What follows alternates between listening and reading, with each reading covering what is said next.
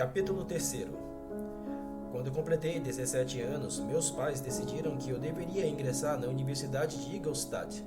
Até então, frequentara as escolas de Genebra, mas meu pai achava necessário, para completar minha educação, que me habituasse com costumes diferentes daqueles de meu país. Minha partida foi, portanto, logo estipulada, mas antes que o dia acertado tivesse chegado, ocorreu o primeiro infortúnio de minha vida, um augúrio, por assim dizer, de meu tormento futuro. Elizabeth contraíra escarlatina, uma doença grave, e ela corria verdadeiro perigo. Durante a enfermidade, discutimos muito a fim de persuadir minha mãe a não cuidar da doente. De início, ela se rendeu às nossas súplicas, mas ao saber que a vida de sua favorita estava em risco, não lhe foi mais possível controlar a inquietação. Assistiu o leito da enferma. Seus cuidados atentos venceram a malignidade da doença. Elizabeth foi salva, mas as consequências da imprudência foram fatais para quem a preservou. No terceiro dia, minha mãe adoeceu. Sua febre foi acompanhada pelos sintomas mais alarmantes e a expressão dos médicos que a acudiam prognosticava o pior. No leito de morte, a fortaleza e a benignidade não abandonaram essa mulher excepcional. Uniu minhas mãos e as de Elizabeth. Meus filhos, disse, minhas maiores esperanças de felicidade futura foram postas na perspectiva da união de vocês. Essa expectativa agora está a consolação de seu pai. Elizabeth, meu amor, deve assumir meu lugar junto às crianças mais novas. Ai de mim, lamento ter de deixá-los. Feliz e amada como fui, não é difícil desistir? Esses, todavia, não são pensamentos condizentes. Esforçar-me-ei para resignar-me alegremente com a morte e acarinharei o desejo de encontrá-los no outro mundo. Morreu pacificamente e suas feições expressavam a ternura mesmo na morte. Não preciso descrever os sentimentos daqueles cujos laços mais queridos são rompidos pelo mal mais irreparável, o vazio que se apresenta à alma e o desespero exibido no semblante. Isso foi muito antes de minha mente persuadir-se de que aquela que víamos todos os dias, cuja própria existência parecia parte de nós mesmos, pudesse ter nos deixado para sempre, que o brilho de um olhar amoroso pudesse ter extinguido e o som de sua voz, tão familiar e querida aos nossos ouvidos, fosse capaz de ser silenciada e nunca mais ouvida. Essas são as reflexões dos primeiros dias. No entanto, quando o lapso temporal prova a realidade do mal, então inicia-se a verdadeira amargura do pesar. A quem, contudo, não terá essa mão rude apartado uma relação querida? E por que deveria descrever um pesar que todos sentimos e devemos sentir? O tempo finalmente chega quando o pesar é mais uma indulgência que uma necessidade, e o sorriso que toca de leve os lábios, embora seja considerado um sacrilégio, não é banido. Minha mãe estava morta, mas nós ainda tínhamos deveres a cumprir.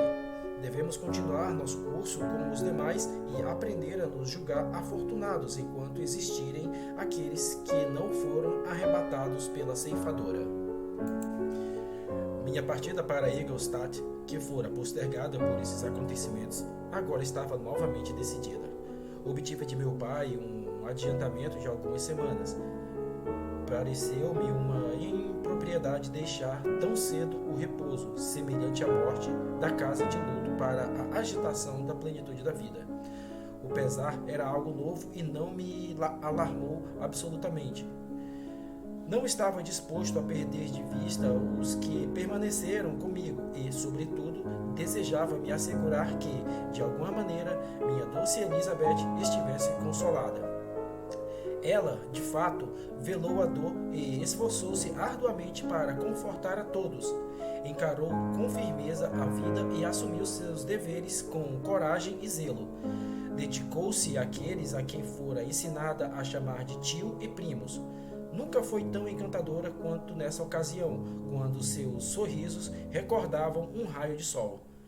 Ela até mesmo esqueceu o próprio pesar em seus esforços de nos fazer esquecer o nosso. O dia de minha partida por fim chegou. Clerval passou a última noite conosco. Tinha se empenhado em persuadir o pai a consentir que me acompanhasse para tornar-se meu colega nos estudos, mas em vão. Seu pai era um comerciante de espírito catanho e via ociosidade e ruína nas aspirações e ambição do filho. Henry sentiu profundamente o infortúnio de ser impedido de buscar uma educação liberal. Pouco disse, mas quando falou, li em seus olhos bondosos e no olhar animado uma resolução contida, embora firme, de não ser acorrentado aos insignificantes pormenores do comércio. Ficamos acordados até tarde. Não conseguimos nos separar nem nos convencer a dizer a palavra adeus. O momento chegou e nos retiramos sob o pretexto de repousar, cada um imaginando que no outro fora enganado. Mas quando, na aurora, desci para tomar a carruagem que me levaria embora, estavam todos lá. Meu pai novamente a me abençoar, Clerval para apertar minha mão mais uma vez, minha Elizabeth para renovar as súplicas de que lhe escrevesse sempre e para conferir as últimas atenções femininas ao seu amado e amigo. Atirei-me no cabriolet que me levaria embora e cedi às mais melancólicas reflexões. Eu, que sempre estive rodeado de companheiros agradáveis, continuamente engajados na tentativa de conferir prazer mútuo, estava agora sozinho. Na universidade, para onde iria, teria de fazer meus próprios amigos e de ser meu próprio protetor. Até agora, minha vida fora extraordinariamente reclusa e doméstica, e isso conferira uma repugnância invencível a novos rostos. Amava meus irmãos, Elizabeth e Clerval. Esses eram os velhos rostos familiares, mas acreditava ser totalmente inapto para a companhia de estranhos. Tais eram minhas reflexões ao começar a jornada, contudo, enquanto seguia, meu espírito e ânimo melhoraram. Desejei ardentemente adquirir conhecimento. Inúmeras vezes em casa pensei ser difícil viver a juventude enfiado em um só lugar e desejei ingressar no mundo para tomar seu lugar entre os outros seres humanos. Naquele momento, meus desejos se cumpriram e, de fato, seria tolo arrepender-me. Tive tempo livre bastante para essas e outras reflexões durante meu trajeto até Ingolstadt, que foi longo e cansativo. Por fim, o alto campanário branco da cidade surgiu em meu campo de visão. Saí do cabriolé e fui levado ao meu apartamento solitário para passar a noite conforme desejasse. Na manhã seguinte, encontrei minhas cartas de apresentação e visitei os principais professores. O acaso, ou melhor, a má influência, o anjo da destruição, que afirmara seu domínio onipotente sobre mim no momento em que dei meus passos relutantes para fora da casa de meu pai, levou-me primeiro ao Sr. Kremper, professor de filosofia natural. Era um homem grosseiro, mas profundamente impregnado dos segredos da sua ciência. Perguntou-me várias coisas sobre meu progresso nos diferentes ramos das ciências pertencentes à filosofia natural. Respondi com cuidado e, em parte, com displicência, mencionando o nome dos alquimistas como os principais autores que estudara. O professor olhou-me fixamente. Passou mesmo seu tempo estudando tamanhos disparates? Perguntou. Respondi afirmativamente. Cada minuto, prosseguiu o Sr. Kremper com veemência. Cada instante que gastou nesses livros foram completa e totalmente perdidos. Você sobrecarregou sua memória com sistemas obsoletos e nomes inúteis. Por Deus, em que terra desertas viveu? Onde ninguém foi gentil bastante para informá-lo que estas fantasias que tão avidamente absorveu datam de 1000 anos e são tão bolorentas quanto antigas. Jamais esperei nesta era ilustrada e científica, encontrar um discípulo de Alberto Magno e de Paracelso? Meu caro senhor, deve recomeçar todos os seus estudos. Ao dizer isso, ele se afastou e escreveu uma lista de vários livros relacionados à filosofia natural que desejava que eu adquirisse e despediu-se após comentar que, no começo da semana seguinte, pretendia dar início a uma série de palestras sobre filosofia natural e suas relações gerais e que o Sr. Waldman, outro professor da instituição, falaria sobre química em dias alternados, quando não palestrasse. Não retornei a casa desapontado, pois, como disse, há muito considerava inúteis esses autores desaprovados pelo professor, mas não voltei de modo algum mais inclinado a recorrer a tais estudos. O Sr. Kremper era um homem atarracado, com uma voz dura e feições repulsivas. O professor, portanto, não me predispunha a favorecer suas pesquisas. Em um esforço demasiado filosófico e associado, talvez foi possível relatar as conclusões a que cheguei em meus primeiros anos. Quando criança, não estivera contente com os resultados prometidos pelos professores modernos das ciências naturais. Em uma confusão de ideias que só pode ser explicada por minha extrema juventude e meu desejo de contar com alguma orientação para tais assuntos, tive de refazer os passos do conhecimento junto aos caminhos do tempo e troquei as descobertas dos pesquisadores recentes pelos sonhos dos alquimistas esquecidos.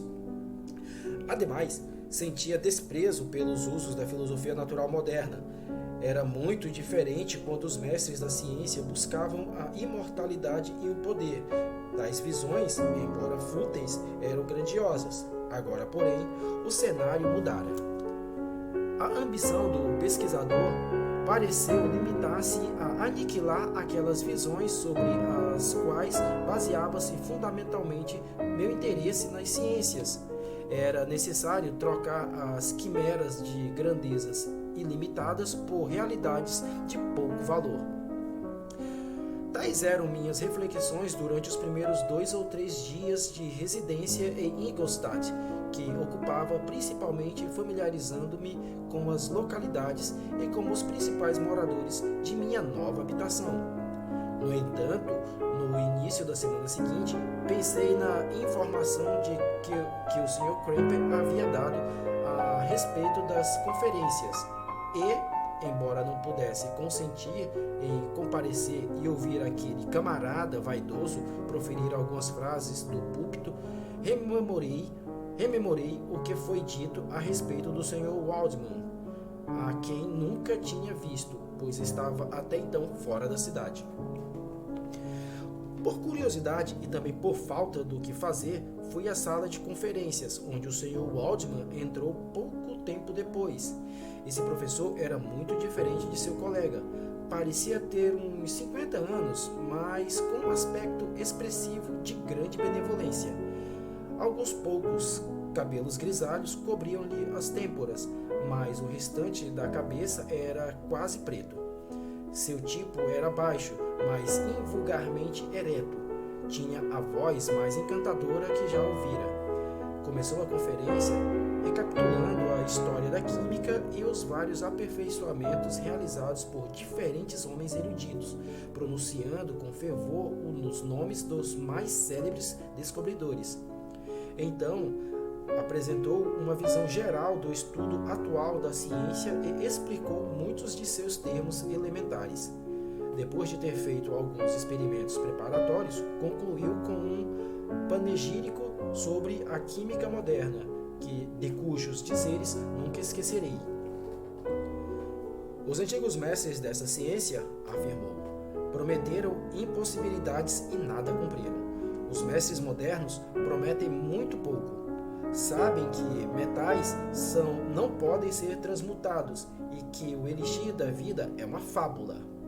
No entanto, esses filósofos cujas mãos parecem ser feitas somente para revolver a sujeira e os olhos para se debruçarem sobre o microscópio ou o cadinho, de fato realizaram milagres. Penetraram nos recessos da natureza e demonstraram como ela funciona em seus recônditos. Subiram aos céus e descobriram como circula o sangue e a natureza do ar que respiramos. Adquiriram poderes novos e quase ilimitados. Podem comandar os trovões do céu, imitar os terremotos e até mesmo escarnecer o mundo invisível e de suas sombras. Tais foram as palavras do professor. Melhor, deixe-me dizer, as palavras da sina, enunciadas para destruir-me. Enquanto prosseguia, senti que minha alma estava atracada a um inimigo palpável. Uma por uma eram tocadas as várias peças que formavam o mecanismo de meu ser. Corda após corda se fez soar, e logo minha mente foi preenchida por um único pensamento, uma concepção, um propósito. Tanto foi feito, exclamou a alma de Frankenstein. Mais, muito mais realizarei. Seguindo os passos já marcados, serei pioneiro em um novo caminho. Explorarei os poderes desconhecidos e revelarei ao mundo os mistérios mais profundos da criação. Não fechei os olhos naquela noite. Internamente, meu ser se encontrava em um estado de insurreição e tumulto. Senti que a ordem surgiria dali, mas não tinha condições de produzi-la. Aos poucos, depois do amanhecer, o sono chegou. Quando acordei, a noite anterior me parecia um sonho. Só permaneceu a resolução de voltar aos antigos estudos e dedicar-me à ciência para a qual acreditava ter um talento natural. No mesmo dia, fiz uma visita ao Sr. Waldman. No particular, seus modos eram ainda mais suaves e atraentes que em público, pois havia certa dignidade em seu semblante durante a palestra que, na casa, fora substituída por uma grande afabilidade e bondade. Expus-lhe quase o mesmo relato que havia contado ao outro professor sobre minhas antigas atividades. Ele ouviu com atenção a breve narrativa a respeito de meus estudos e sorriu ao ouvir os nomes de Cornélio Agripa e Paracelso, mas sem demonstrar o desdém evidente do Sr. Cramp. Disse: os filósofos modernos devem muito a esses homens, cujo zelo infatigável tornou possível a maioria das bases do conhecimento. Eles nos deixaram como tarefa mais difícil dar novos nomes e organizar classificações relacionadas aos fatos que, em grande medida, eles trouxeram à luz. Os esforços dos homens de gênio, embora erroneamente direcionados, quase nunca falharam ao se transformarem, por fim, em sólidos benefícios para a humanidade. Houve uma preleção sem nenhuma soberba ou afetação, e, então, acrescentei que sua palavra removera meus preconceitos em relação aos químicos modernos. Expressei-me em termos ponderados, com a modéstia e a deferência que um jovem deve ao seu instrutor, sem deixar escapar. A minha inexperiência teria se envergonhado. Nada do entusiasmo que estimulava meus pretensos trabalhos. Pedi conselhos acerca dos livros que deveria adquirir. Estou feliz, afirmou o Sr. Waldman, de ter adquirido um discípulo, e se a dedicação igualar sua capacidade, não tenho dúvidas a respeito de seu sucesso. A química é um ramo da filosofia natural em que os maiores aperfeiçoamentos foram e podem ser feitos. Realizarei esse estudo particular com base nela. No entanto, ao mesmo tempo, não negligenciarei outros ramos da ciência. Um homem faria figura triste como químico caso cuidasse apenas desse viés do conhecimento. Se seu desejo é de se tornar realmente um homem de ciência e não um mero experimentador sem importância, aconselho-lhe a explorar todos os ramos da filosofia natural, incluindo a matemática. Em Então, conduziu-me ao laboratório e explicou-me os usos de várias máquinas, instruindo-me sobre o que deveria adquirir e prometeu-me disponibilizar os próprios instrumentos quando meus conhecimentos estiverem avançados o suficiente para não desarranjar os mecanismos. Deu-me também a lista de livros que requisitei e despediu-se. Assim, terminou um dia memorável que foi determinante para meu futuro.